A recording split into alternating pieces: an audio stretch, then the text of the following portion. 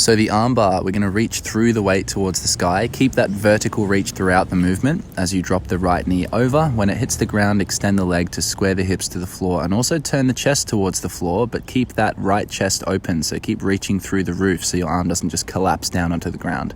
Roll back with control. We don't want any stuttery, glitchy, sudden moments in this movement.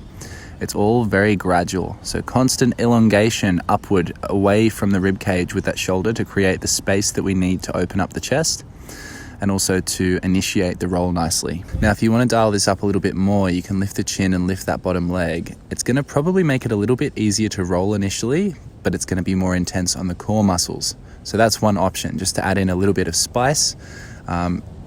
By shortening your front line, you'll expand your back body, and that expansion in your rib cage often makes it easier to roll around over. So you can play with both variations and see which one feels most challenging or most appropriate for your body. The second level is the Turkish get-up initiation. So we're just working with this reach. So I'm protracting or spreading my shoulder blade away from my spine and pressing forward and up. And I'm kind of doing a diagonal crunch. I want to shorten through the front of my rib cage from right shoulder to left hip. Now I can build on this by then posting up onto my elbow and then rolling back down again. So now we're just going through a little bit more rib cage movement, driving up through the dumbbell, posting on the elbow, rolling back down. Notice how the front of my rib cage is both flexing forward and laterally, and I'm going to have to use my obliques and my serratus, which is a shoulder blade muscle that stabilizes, to make that happen. Now we move on to the soft roll. Now the soft roll is about rotating purely through the torso, leading the way by reaching through the shoulder blade. I want you to relax your legs as much as possible, and I really don't want you to use your hips here, just your core.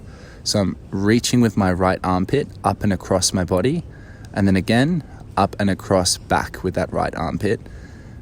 So the midsection, the obliques, the rotating muscles around the ribs and the shoulder blades, they're all working, but again, relax the hips and legs. And this is just a really good assessment and a really good checkpoint to make sure that you have good control over your rib cage. Now from the soft roll, we go to the hard roll where we connect contralaterally. So we're using the slings here, the oblique slings again, but this time a bit more actively. So we have right hand, left knee. We're just holding that in contact and we're rotating by turning the head and following through with the midsection. I'm not using my bottom leg and I'm not using my straight arm above my head at all. I'm keeping them extended along my spinal axis and I'm just rotating. Then I can dial that up by lifting the leg off the ground. That just makes it a bit more core intensive again. It feels a bit more like a crunch, and it's going to challenge me not to let my rib cage flare. You'll notice here sometimes when you're feeling weak through the midsection or you can't rotate well, that your ribs will flare and you'll try to arch to compensate.